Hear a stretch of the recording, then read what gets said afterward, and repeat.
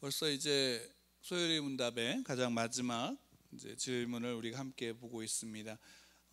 소요리 문답의 마지막 질문은 이제 주기도문의 끝 부분은 우리에게 무엇을 가르칩니까? 라는 질문을 우리에게 던지고 있습니다.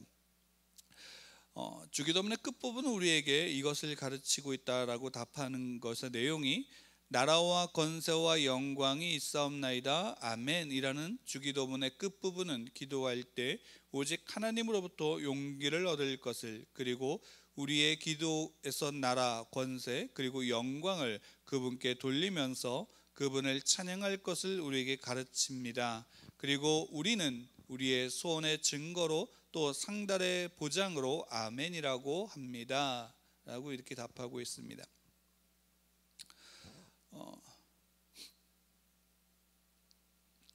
그렇죠. 우리가 이제 주기도문을 할 때 늘 그 주기도문이 어쩌면 이제 지속적으로 우리가 말씀을 드렸지만 어떤 주문이 아니라 예수님께서 이제 기도를 가르쳐 주십시오라고 하는 제자들의 그 요청에 이제 답하신 것이고, 또 그 안에서 분명하게 우리에게 알려주시는 것은 기도할 때 그 안에 내용들의 간구가 처음에 시작할 때 그 기도가 누구에게 하는 것인지를 우리에게 알려주고, 또 그 기도 누구에게 하는지를 알고 또 그분에게 우리가 온전한 간구를 할 때 그 간구가 단순하게 내가 원하는 것을 이루어감이 아니라 하나님이 내게 주신 은혜를 알고 그 은혜 안에서 우리가 그 은혜 속에서 하나님께 구하는 것임을 이제 주기도문은 우리에게 이야기를 하고 있습니다.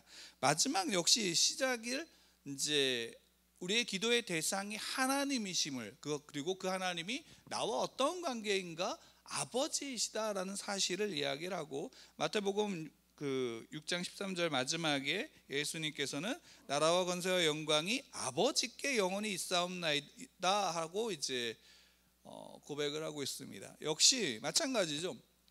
우리가 지금까지 기도했던 기도가 하나님께 아버지께 한 것이고, 마찬가지로 그 마지막에 그것을 이루실 분이 누구시냐, 그것을 성취하실 분이 누구이시냐, 그것은 하나님이고 그것은 나의 아버지이시다라는 사실을 우리에게 분명하게 이제 알려주고 있습니다.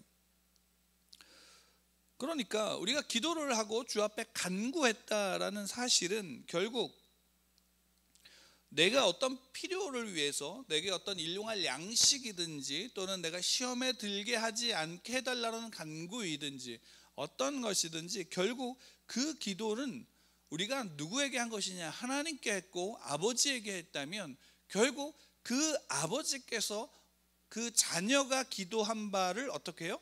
들으신다라는 고백이 당연히 그 안에 담겨져 있겠죠. 그 고백이 뭐냐? 아멘이라는 것입니다. 그러니까 아멘은 우리가 기도했던 바, 그 기도가 정말로 하나님의 뜻 가운데서 온전히 성취되어지고 온전히 이루어질 것이다 라는 믿음이 그 아멘 속에서 고백되어지는 거죠. 그럼 여기서 우리가 한 가지 이제 여담으로 우리가 좀 생각해 볼 수 있는 것이 이겁니다. 여러분, 우리가 아멘이라는 용어를 굉장히 자주 사용하죠. 근데 문제가 이 아멘이라는 이제 용어를 많이 사용하는데 이 아멘을 사용할 때는 주의해야 할 점이 있습니다. 그 주의해야 할 점이 무엇이냐면, 내가 아멘이라고 답한다면, 달리 얘기한다면 그 아멘이라고 답하는 것이 하나님께서 그렇게 하실 것을, 하나님께서 참되게 하실 것을, 이루실 것을 믿습니다라는 고백이라면 당연히 내가 아멘하는 그 아멘에 하게 된 이유, 그 근원, 그것이 기도이던 어떤 말씀에 대한 화답이던 그 내용을 분명히 자기가 이해했다라는 것이 담겨져 있어야 된다라는 사실을 여러분 아시나요? 근데 우리는 이 아멘을 어떻게 하냐면 너무 습관적으로 하는 거죠. 남발하고 있는 거죠. 그러니까 내가 그 의미를 잘 알지 못해도 아멘으로 화답하는 경우가 우리에게 많아요. 또 때로는 그럴 때 그렇게 또 요구하는 분들도 계신데, 실제로 아멘은 우리가 정말로 하나님께서 내게 주신 바 또는 내가 하나님께 간구하는 바가 온전히 하나님께 들려졌고 내가 그 말하는 바 듣는 바가 언제 내 삶에서 내가 그 가운데 살고 있습니다, 살아가겠습니다, 믿음으로 살겠다라는 고백이 함께 아우러져야 되는 것이 아멘인데, 그 아멘을 우리는 너무 왜곡하고 아무데나 갖다 붙이는 경향이 많죠. 그 부분에서 분명하게 예수님께서 기도할 때 아멘이라고 하신 것은 결국 그 아멘이 단순하게 끝날 때는 그냥 무조건 아멘 하는 것이야 라서의 그 의미가 아니죠. 왜? 주기도문 하나하나가 우리가 기도에 대한, 우리는 어떻게 기도해야 되는가에 대한 하나의 모범을 보이셨다면 당연히 그 한 구절 한 구절이 의미가 있고 단어가 의미가 있다면 당연히 마지막에 그 고백되어지는 아멘 또한 그것이 굉장히 중요한 의미가 있다라는 것을 말하고 있는 겁니다. 그래서 소일이 문답에서도 마지막에 우리의 소원의 증거로 또 상달의 보장으로 아멘이라고 합니다 라고 하는 것은 결국 우리가 소원한 바가 하나님께서 결국 그 소원한 바를 이루실 것을 믿는다라는 것, 그것이 또한 내가 원하는 바, 내가 원하는 어떤 나의 소망, 내가 원하는 어떤 세속적인 소망들이 아니라 하나님께서 원하시고 하나님의 뜻하시는 바 안에서 우리의 소원이 이루어지고, 또 결국 우리의 소원이 세속적인 어떤 것을 쫓는 소원으로서가 아니라 하나님의 뜻이 나의 소원이 되는 자리로 우리가 나아갈 수 있는 그 믿음으로 나를 세워갈 것이다 라는 사실에 대한 화답입니다.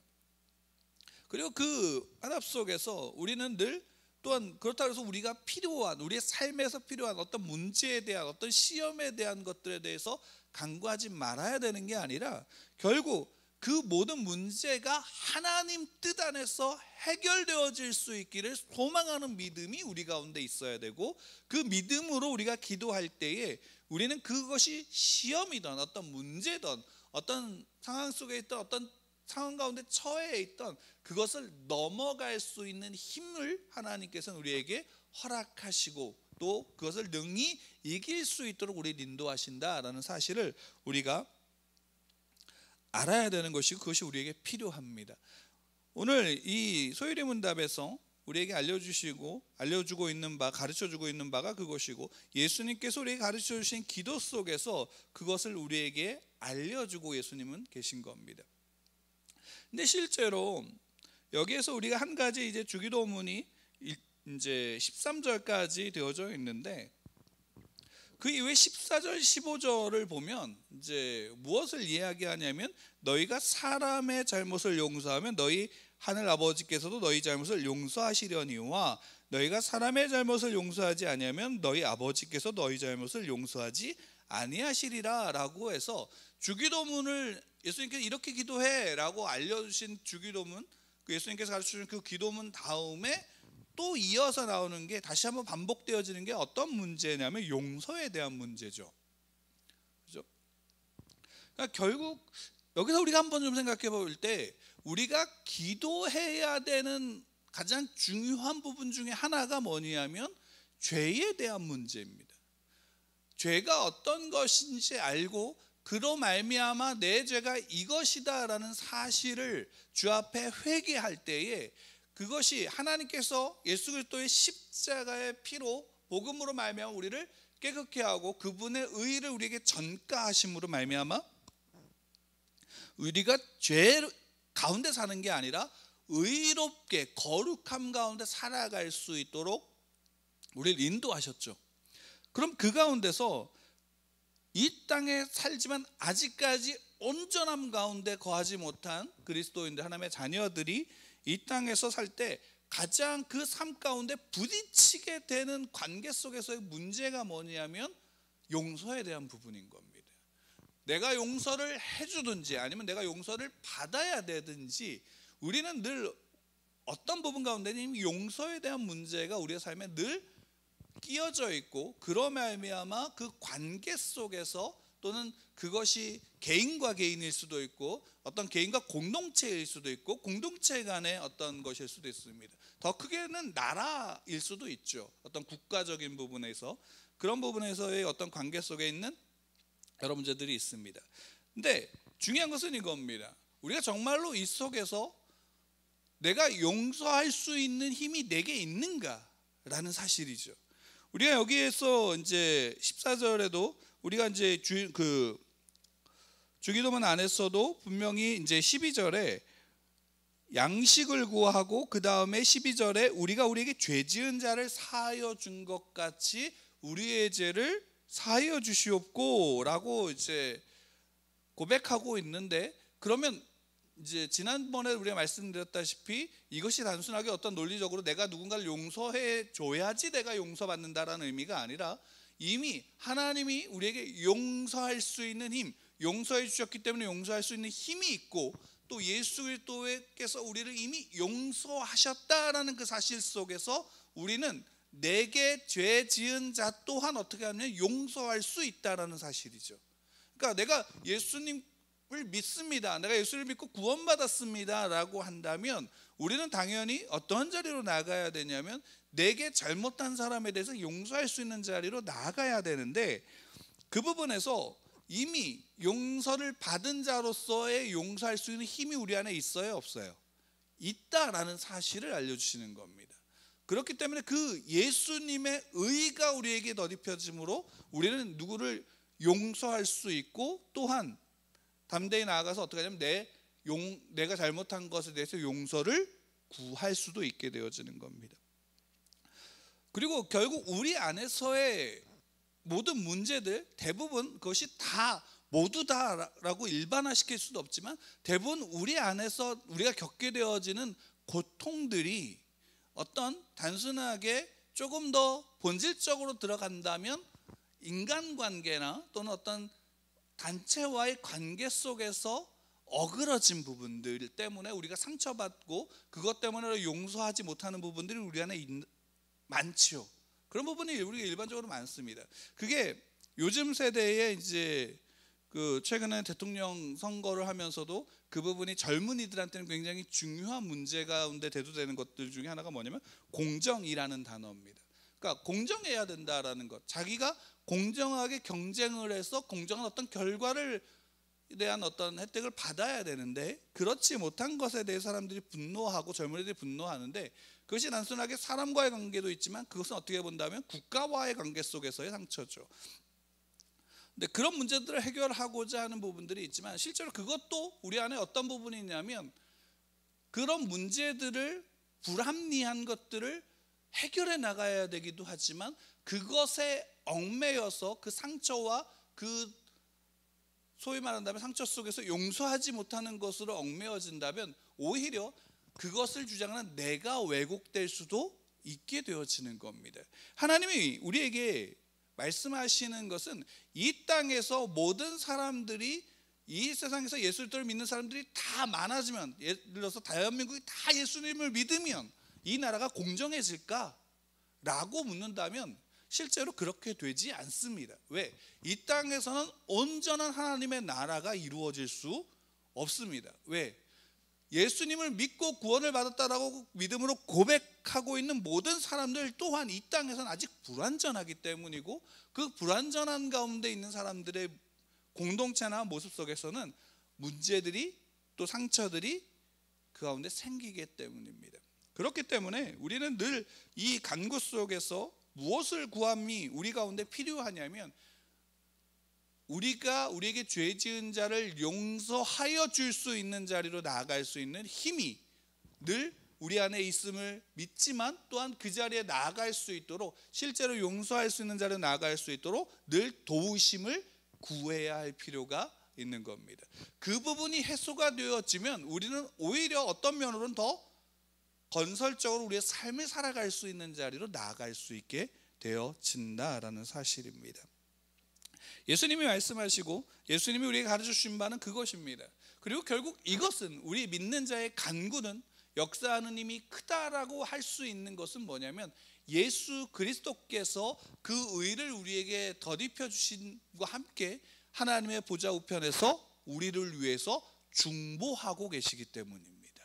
우리를 위해서 늘 기도하고 계시는 분이 예수 그리스도이시고 늘 우리 편에 서서 우리를 대신해서 변론하고 계시는 분이 예수 그리스도다라는 그 사실을 우리가 믿는다면 우리의 삶에서 우리의 삶의 능력은 나로부터 나오는 게 아니라 이 땅에 있는 어떤 것으로부터 나오는 게 아니라 바로 예수 그리스도께서 사셨던 그 삶의 모습 속에서 그분의 의가 우리 안에 옴으로 말미암은 그분의 힘과 능력이 우리 안에 더딥혀졌다라는 사실로 우리가 나아갈 수 있습니다.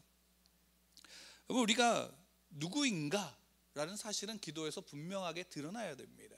우리가 누구인가? 우리는 하나님의 자녀들입니다. 예수 그리스도로 말미암아 하나님의 자녀된 자들입니다. 그러면 그 자녀된 자로서의 기도와 간구가 필요하고 또 이 땅에서 비록 자녀된 자지만 내 뜻과 내 의로서 살아가는 존재가 아니라 아버지의 뜻을 구하면서 예수님이 사셨던 것처럼 그로 말미암아 온전한 의를 이루셨던 것처럼 예수님의 의로 말미암아 아버지의 뜻이 아버지의 나라가 이 땅에 임했으므로 그 아버지의 나라에서 아버지의 뜻이 무엇인지를 늘 그 앞에서 내 삶을 주의 말씀 가운데 비추어서 살아가야 되고 그 삶의 힘과 도움을 주께 간구할 필요가 있는 겁니다. 그리고 그 안에서 우리는 늘 누구를 볼 수 있을까요? 우리는 기도 속에서 누구를 보냐면 하나님을 보는 것입니다. 하나님을 보는 겁니다. 기도 속에서 내가 문제가 해결되어져서 내가 누군가의 해결돼서 누군가 어떤 사람이 보여지거나 아니면 어떤 다른 어떤 결과가 보여진다면 그것은 온전한 기도가 될 수 없습니다. 기도에서 우리가 봐야 될 것이 있다면 하나님입니다. 그래서 예수님께서도 오히려 믿음을 구하라고 말씀하신 바가 여기 있습니다. 우리는 보여지는 것에 대해서 보는 게 아니라 보이지 않는 곳 속에서 그러나 보이게 역사하시는 하나님을 바라볼 수 있어야 되고 그 하나님을 믿는 믿음으로 그 말씀 가운데 살아갈 필요가 있습니다. 왜? 그것이 우리의 삶의 이유이고 목적이기 때문입니다. 그 가운데 하나님이 우리에게 말씀하시는 것은 늘 우리를 사랑하신다라는 사실을 말씀하시고 또한 나와 우리와 그 자녀들과 함께 하신다라고 말씀하고 계십니다. 여러분, 그 사실을 믿으시기를 바랍니다. 그 사실이 우리 가운데 힘이 되시길 바랍니다. 여러분들의 삶은 잘 됩니다. 왜? 결국 하나님께서 하나님의 나라에서 지금 살아가게 하시고 결국 온전하신 하나님의 나라로 여러분들을 이끌어 가실 것이기 때문입니다. 하나님의 나라는 이미 임하였지만 아직 그 온전함에 거하진 않았고 그 온전함에 거하는 그 자리로 우리를 이끌어 가시고 계시다라는 사실을 믿는다면 그것이 우리의 힘입니다. 지금의 삶 속에서 지금의 상황 속에서 하나님을 바라보시고 하나님을 보시는 그 은혜를 구하는 여러분들 되기를 축원합니다.